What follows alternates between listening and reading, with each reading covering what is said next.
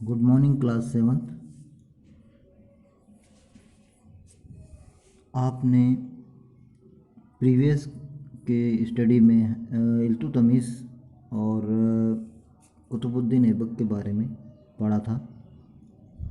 तो आज हम लेसन को आगे बढ़ाते हुए आपको इल्तुतमिश का थोड़ा सा प्रीवियस का मैं बता देता हूँ कि इल्तुतमिश का किस तरह से राजस्व था।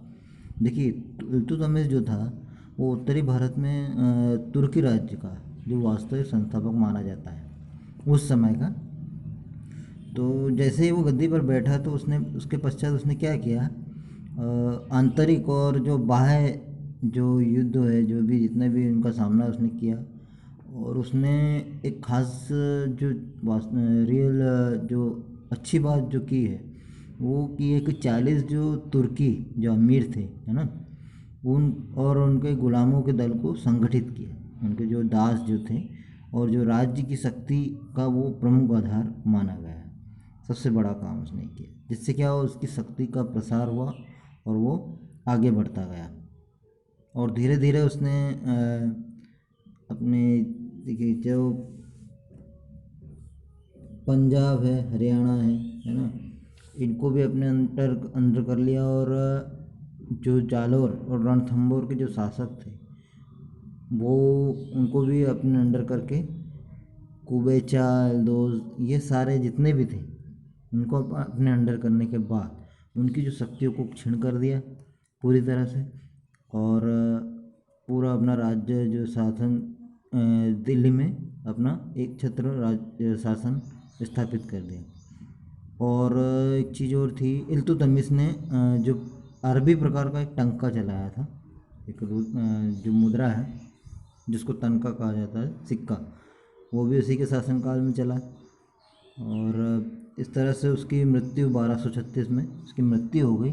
और उसकी मृत्यु के बाद उसके जो पुत्र थे वो एक तरह से अयोग्य थे। और फिर उसकी जो पुत्री थी रजिया सुल्तान, अब हम जिसके बारे में पढ़ेंगे, है ना, उसका नाम है उसकी पुत्री का रजिया सुल्तान। तो हम आगे अब स्टार्ट करते हैं। देखिए, Iltutmish choose his daughter as a successor instead of any of his sons because he found them incapable to rule. She was a brave, intelligent and just ruler. देखिए, इल्तुतमिश ने अपने पुत्रों में से अपनी पुत्री को ही चुना क्योंकि वो इसके योग्य थी, है ना, और उसके जो पुत्र थे वो इनकेपेबल, अयोग्य थे शासन करने में। और उसकी जो पुत्री थी रजिया सुल्तान, वो एक बहादुर लड़की थी, इंटेलिजेंट थी, है ना, एंड जस्ट रूलर, और शासन करने योग्य थी क्योंकि उसे सारी चीज़ें पता थी। चलिए आगे देखते हैं कि the nobles could not accept her a sultan, है ना, और उसने सुल्ताना बनने के लिए अपने आप को योग्य बना लिया था, जिसमें बहुत the ulema or clergy and nobility found it humiliating to work at her command. हर कार्य पर इस प्रकार से कमांड थी उसकी, है ना।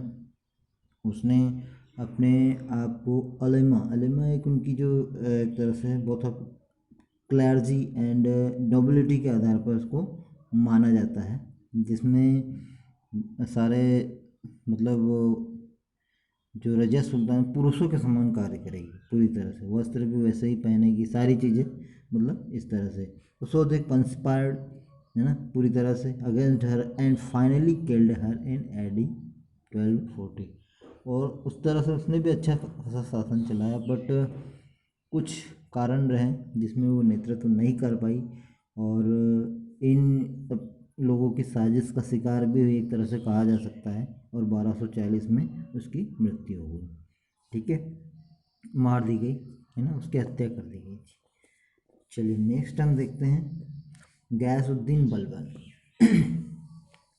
देखिए, अब जब गयासुद्दीन बलबन की हम बात करते हैं तो गयासुद्दीन बलबन जो है इन 1265 से लगाकर 1286, 1265 टू 1286, यहाँ पर गयासुद्दीन बलबन का शासन चला। अब जब इस समय आपको पता होगा कि तुर्की जो सुल्तान थे, अमीर दल जो था, वो बहुत शक्तिशाली था, एक तरह से कहा जाता है। इन 1265 अ तुर्कीज साल Balban, who had become a leading member of the nobility, took over as Sultan. He undertook the following measures to strengthen the position of the Sultan. उसने अपनी पोजीशन को बरकरार रखा, है ना। अब देखिए बलबन आया कैसे, ये आप थोड़ा सा जान लीजिए कि 1246 में, है ना, 1246 में जो सही, हाँ मतलब ये 1240 में तो समझ लो कि रजिया सुल्तान की हत्या कर दी गई थी, और उसके बाद जो 40 तुर्की जो अमीर थे वो शासन करते रहे, और शक्ति उनकी बढ़ती गई, है ना। और 1246 में इसी दल ने एक इल्तुतमिश का जो पौत्र था वो शासन पर था, उसका नाम था शायद नसीरुद्दीन महमूद, है ना, उसको सुल्तान बना दिया था। अब महमूद ने क्या किया, बलबन नामक अमीर, ये जो 40 में से एक बलबन था, ये भी अमीर ही था, है ना। तो उसने उसको अमीर को अपना वजीर बनाया पहले तो, नसीरुद्दीन साहब, जो नसीरुद्दीन महमूद जो था उसने अपना वजीर बनाया था। तो जो नसीरुद्दीन जो था उसके कोई संतान नहीं थी, है ना, कोई पुत्र वगैरह कुछ नहीं था, तो उसकी मृत्यु हो गई। और उसके बाद जो ये वजीर था, ये जो गयासुद्दीन जो बलबन जिसकी हम बात करें, ये वजीर था, तो फिर ये शासन करने लगा, ये स्वयं शासन, मतलब ये उसका शासन इसे मिल गया, कहने का मतलब ये है। फिर इसने अपना स्ट्रेंथ पोजीशन को और मजबूत कर लिया, ठीक है। चलो आगे देखते हैं। अब देखिए क्या क्या किया इसने, पहले तो ये देखिए, डिफीटेड मेनी लोकल रूलर्स। पहले जो जैसे ये शासन में आया तो इसने सबसे पहले जो वहाँ के जो लोकल रूलर यानी कि जो लोकल शासक थे उनको पराजित किया। Defended his kingdom from Mongol invention and internal revolts. आंतरिक युद्ध में मंगोलों पर अटैक करके, है ना, उनको डिफेंड किया, उनको पराजित किया। उसके बाद इस्टाब्लिश्ड अनएफिशिएंट स्पाई सिस्टम, और अनएफिशिएंट स्पाई सिस्टम को स्थापित किया पूरी तरह से, मतलब खुद का राज्य।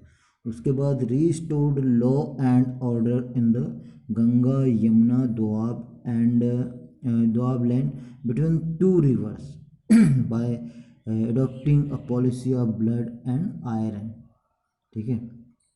तो रिस्टोर लॉ एक तरह से जो बलबन ने क्या किया, अनेक विद्रोहों का दमन करते हुए बहुत सारे भीषण नरसंहार क्रूरता पूर्वक किए, और विद्रोही जितने भी थे सबको अपनी एक तरह से कौन सी नीति, अमानुष नीति कह सकते हैं उसको, ब्लड एंड आयरन, मतलब लोह और रक्त की नीति का से कारण, मतलब बहुत ही खतरनाक कहा जाता था, मार ही डालता था सीधा, है ना, मृत्यु को किल्ड कर देता था। इस तरह से उसकी ये जो एडप्टिंग नीति जो थी, है ना, उसको अडॉप्ट करके रोबर्स जो भी चोरी करता था उसको भी मार देता। बहुत सारा पनिशमेंट जो उसका था बहुत ही खतरनाक था, इसलिए वो जो नीति उसने अपनाई थी लौह और रक्त की, उसका सुल्तान उसको कहा जाने लगा, बलबन को, ठीक है। चलिए अगली वीडियो में मैं थोड़ा सा और आपको इसके बारे में बता दूंगा। चलिए।